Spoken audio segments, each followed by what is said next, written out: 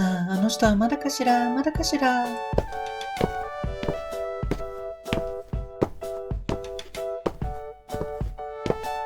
キャー GTX1050Ti 様よ。コンパクトなのに性能があって素敵。私とタッグ組んで、キャー。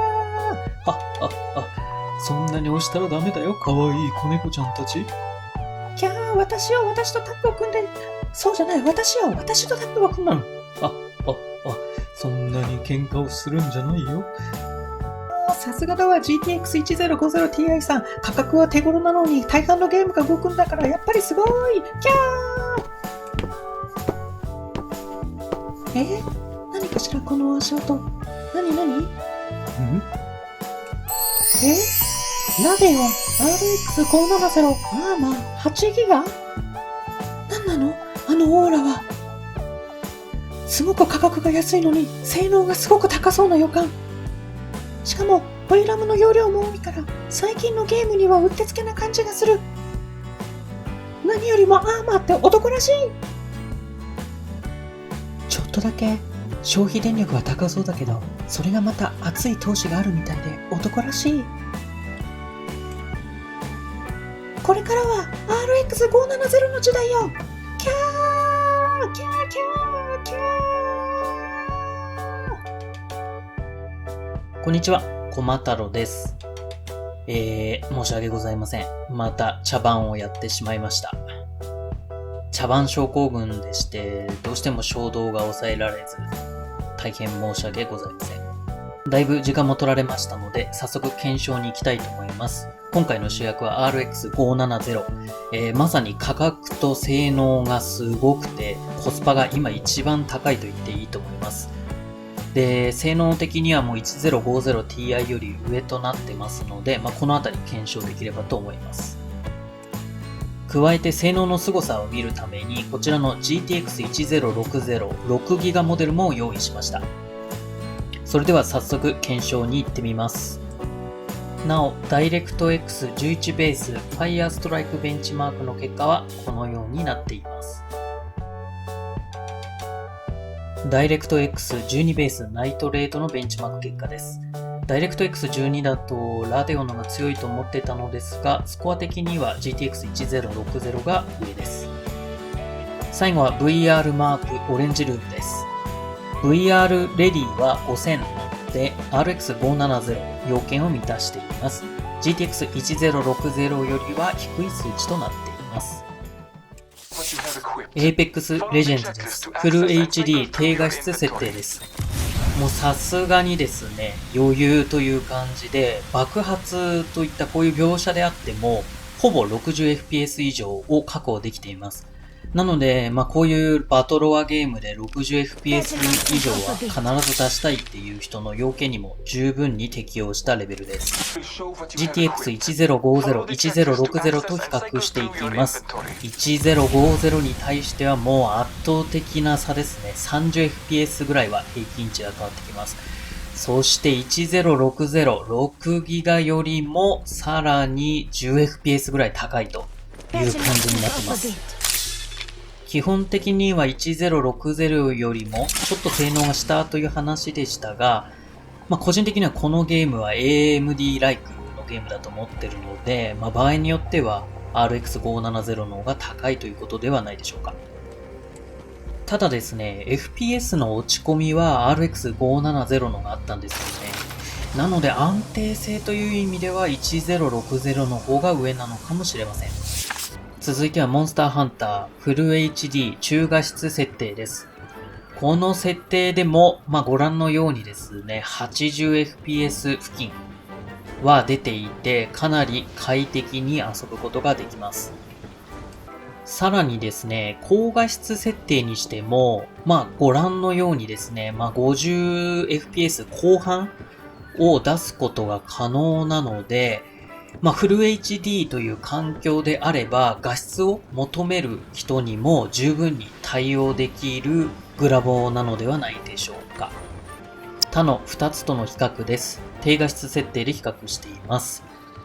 GTX1050 とは、やはり 15fps 以上は差がついていますね。ただ、GTX1060 よりはこのゲームでは FPS が負けています。これは、中画質でも高画質でも同じ傾向ですね。Apex Legends と違って VRAM が大容量であることのメリットがあまり享受できないゲームなので、単純にその場合は GTX の方が上ということかもしれません。続いては Division 2フル HD 高画質設定です。まず言いたいのは、こういった最新ゲームであっても、高画質設定、ハイクオリティな設定で十分に遊べる能力があるということです。そしてもう一つは、DirectX 12への対応ですね。ご覧になるとわかるように、DirectX 12にすると同じ画質であっても FPS が向上しています。ラデオンはパッケージに DirectX 12ってあるぐらい、対応が進んでるというか得意というのは言われていたんですが、やっぱりですね、結構これだけ FPS が向上するんだなと思います。他の2つと DirectX 11ベース低画質で比較します。1050Ti よりは高いの言うまでもないんですが、10606GB と比べると、15から 20fps ぐらいは落ちています。では、DirectX 12ベースはというと、やはりこちらになると RX570 の方がちょっと上ですね。10から、ちょっとじゃないか、10から15ぐらいは違ってくるので、DirectX 12ベースなら GTX 1060 よりも高性能と言えそうです。続いては Anthem です。フル HD 低画質設定です。このゲームは GTX 1050Ti だとちょっと性能が物足りなかったんですが RX570 であれば基本的に 60fps 以上を確保できていてかなり快適に遊ぶことができます。でですね、一つ上の中画質設定であってもだいたい 60fps 付近は出ているのでかなり快適に遊べるなと。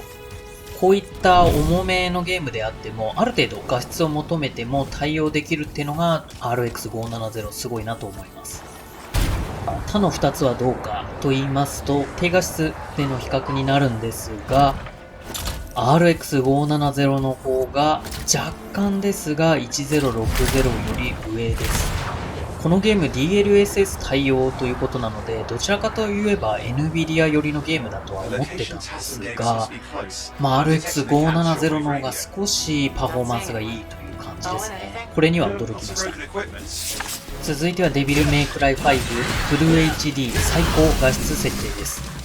最高画質設定であっても難なくゲームプレイができますし、こういったストーリーの差し込みであっても FPS の打ち込みは最小限でかなり快適に遊ぶことができます。続いてグラボ比較ですね。今回は1060と最高画質設定で比較しています。差し込みのストーリー部分になるんですが、これは若干 GTX1060 の方が上ですね。ただですね、大きな差はないんですよね。ほぼ、同じまではいかないですけど、ほとんど差がなくて、でそうなってくると、価格差を考えると、ちょっと1060分が悪いなと感じます。はい。ということで、RX570 8GB モデルの検証をしてきました。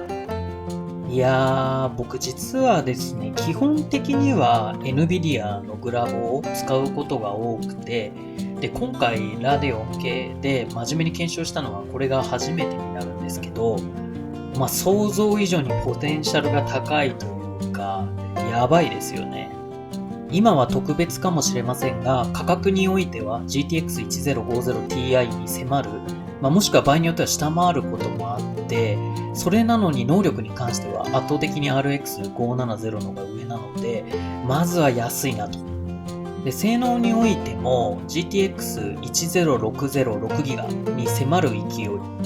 場合によっては DirectX 12ベースであれば、むしろ上回っているということで、性能も申し分ないんですよね。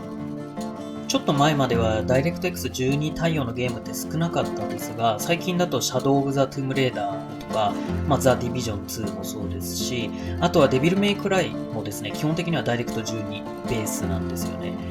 なので、これからの将来性という意味でも RX570 かなりすごいなと思ってます。で、GTX1060 が今だいたい 25,500 円なのを考えると RX570 はそのぐらいの金額の価値があるということなので、コスパ的にはもう最強だと私は思います。消費電力云々っていう話はあるんですけどね、私は気にしないかな。はい、ということで今回はこの辺りで終わりにしたいと思います。NVIDIA 派のあなたも、ラデオン派のあなたも高評価、またチャンネル登録もよろしくお願いします。それではまた、ありがとうございました。